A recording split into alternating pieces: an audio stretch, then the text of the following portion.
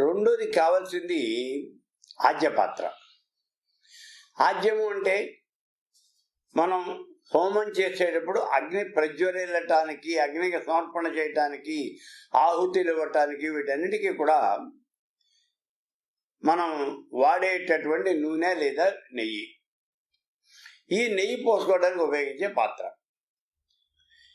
ఇది ఎంత పాత్ర ఉండాలి మన దగ్గర? మనం చేసే హోమాన్ని బట్టి. వాళ్ళు 9 అంగుళాల పొడవు 9 అంగుళాల వెడల్పు ఉన్నటువంటి హోమకుండాలు దొరుకుతున్నాయి అని చెప్పాను కదా మీకు. వాళ్ళు పూనాలో ఉన్నటువంటి వాళ్ళు ఎవరో వాళ్ళు సప్లై చేస్తున్నారు అవి.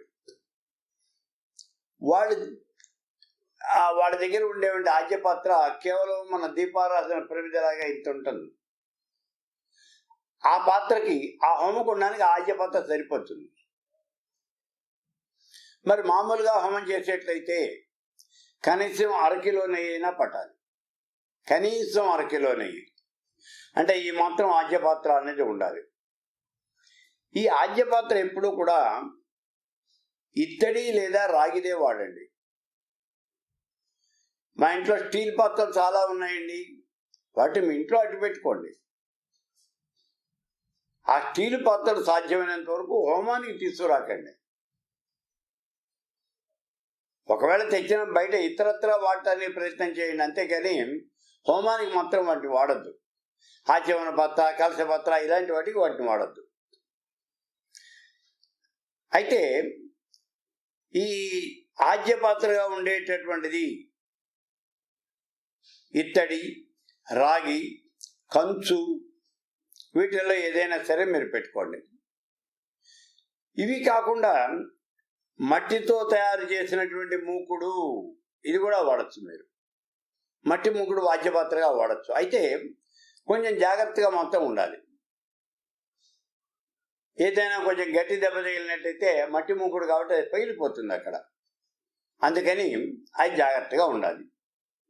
ఇక కొంచెం పెద్ద హోమం చేస్తున్నామండి అని అంటే కనీసం 2 కిలోలైనా సరే నెయ్యి పట్టేటువంటి పాత్ర ఉండాలి. అవి ఉండి తీరాలి. ఇప్పుడు ఏ చండీ హోమం ఇలాంటివి చేస్తున్నామంటే మనకి పెద్దదైనటువంటి ఆజ్యపాత్రే ఉండాలి. ఇప్పుడు నా దగ్గర ఉన్నటువంటిది నాకు 2 కిలోలు నెయ్యి పట్టేటటువంటి కంచు పాత్ర ఉంది. అది నేను విడిగా ఆజ్యపాత్రగా కొనుక్కున్నాను. నేను 2 కిలోలు నెయ్యి పడుతుంది. ఆ మాత్రం లేకపోతే మనం హోమం చేయటానికి వీలవ్వదు. కాబట్టి ఇది ఆజ్యపాత్ర. ఇక సుక్సువాలు, సుక్కు, సోము, ఈ రెండు కూడా మామూలుగా ఇలా పొడవుగా ఉండేటువంటి చెంచాలు లాంటివి, చెక్క చెంచాలు.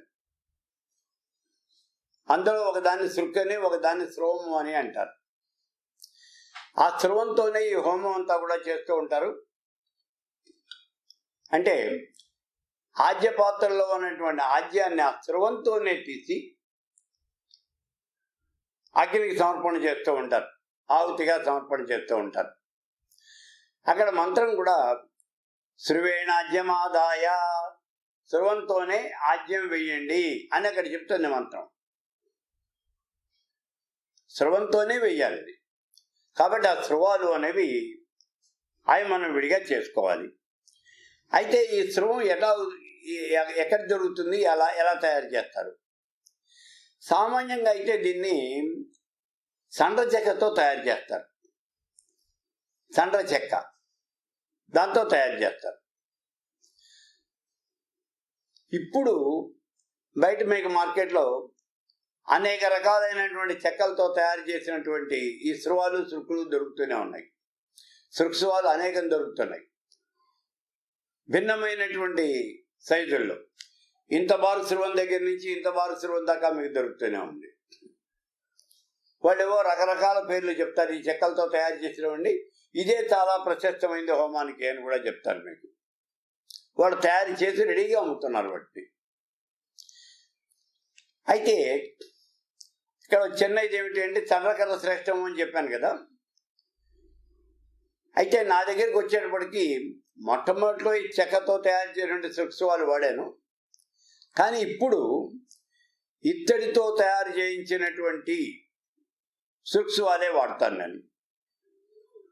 అంటే ఆ ఇత్తడి బద్దలు ఇంతవారు బద్ద తీసుకొచ్చేసి దానికి రాగి ఉద్ధరణిలు దాన్ని చివర వెల్డింగ్ చేయించేసి దాన్నే నేను సుక్కుగాను సులభంగాను అన్నిటికీ కూడా దాన్నే వాడటం అనేది జరుగుతుంది. ఏది ఏమైనప్పటికీ సృక్సువాలు మాత్రం మనకి ఈ హోమానికి ఉండి తీరాలి.